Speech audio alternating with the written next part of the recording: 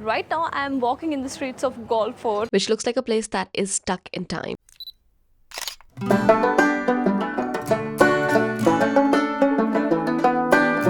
and I just took a bus here. Got a little ripped off with the bus ticket. I booked it online, but actually the bus cost $780, but I paid $2,000. Apart from that, this is Galle Fort, the place where you will find a lot of history and art. I booked a hotel called Galle Fort, which was inside the fort, and the hotel was so beautifully decorated. Prime location, good pricing, good customer service. You can't go wrong with this place. I had booked a double room and it was so nice. Link is in description box and I highly recommend it. Then this is all Dutch colonial architecture. Like, people live here and also run their businesses. This is like a very, very cute place. I fell in love as soon as I entered. And if you're visiting this place, you need to know that this is one of the oldest living forts in the world. It is about 500 years old. The Portuguese were the first ones to build it. Then it went into the hands of the Dutch and finally to the British. As I was walking through, I could see how history is embedded in every corner of this place. The lighthouse, the clock tower, the museums, everything held so many stories waiting to be told. And the best way to experience it is on foot.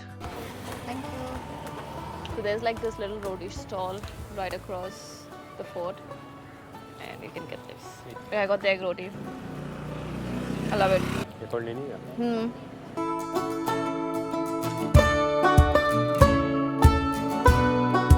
So I found this place as a recommendation, and it's called Coconut Sambar.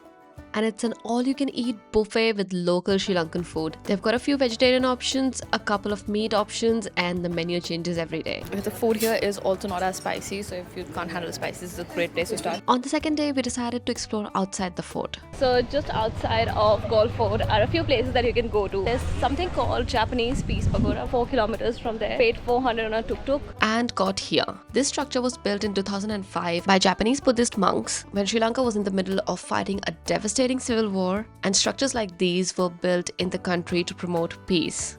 And even today, it acts as one. The rounded design of the stupa is intended to represent harmony between people of any and all backgrounds. Right next to the pagoda, there's a path that goes down and you reach the jungle beach, which I had heard was offbeat and a hidden gem, but it was very crowded and it wasn't really the cleanest beach I had seen. Also take note that there are no change rooms there.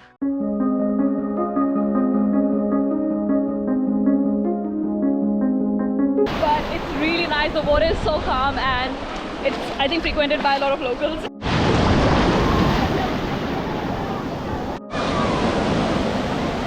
So while I was going back up from the beach, found this little clearing which has like a direct sunset view and it's spectacular. And there's no one here, so we thought let's just sit and get one of these sunsets, the nice ones, because lately I haven't been getting good sunsets. They just like hide behind clouds. So I thought, okay, why not here?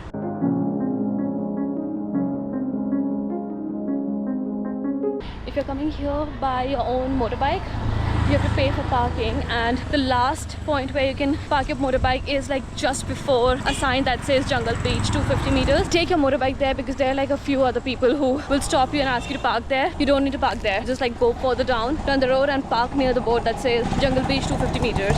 On day 3, we decided to explore the art and history of Galle, starting from Lanka Living Gallery. And these are basically photographs taken across Sri Lanka of things that are pretty obvious but are missed by the usual eye.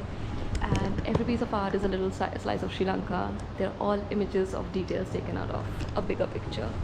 This is so cool, guys. And just above the gallery is a cafe called Coffee Brunch, where we had one of the best coffees in the area. We are just talking to the owner and he told us so much about Galle which I did not know, and I think the value of this place has just changed for me in the last 5 minutes. And the value of this place, the properties have gone up to like $20 million.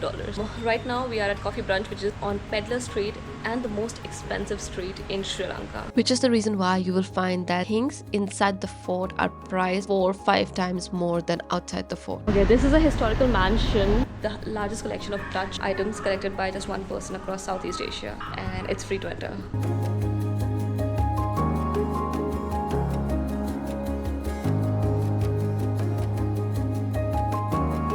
Okay, this is a gentle reminder that I am 30 because these series we used to use when we were kids.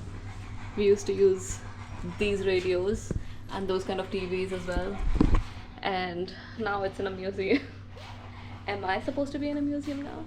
Stepping into this place felt like going back in time. This is the Dutch Reformed Church. They are having Christmas preparations inside. They're practicing their dance. Very nice. It's really old. I think it was built in the 1700s or 1800s. If you're visiting Galle, then remember a few things. It's extremely hot, so carry an umbrella, stay hydrated, and yeah, just avoid going out in like afternoon. But I'm on my way to try out a place called Galle Fort, and that is one of the more affordable places. I just want to see like how the food is, because I have tried some of the more popular cafes. Super expensive, the food is average, and yeah, it's really hard to find like local Sri Lankan food here as well, because it's kind of like you'll find more Western food here, which I don't like eating Western food when I'm traveling. I want to eat local authentic food.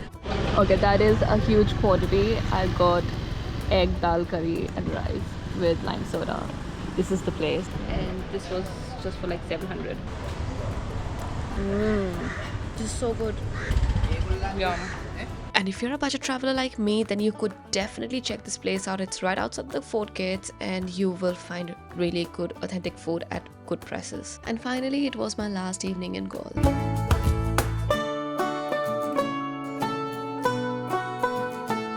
For my last evening in Galle, I made my way up to the old clock tower, one of the highest points in the fort, just in time to catch the sun melting down into the Indian Ocean. We got here just on time to catch this. If you're in Galle and if you're in the fort, just come here to the clock tower. The view is absolutely beautiful. There couldn't have been a better way to end my time here. And that was Galle, a place that somehow makes time slow down or even stop.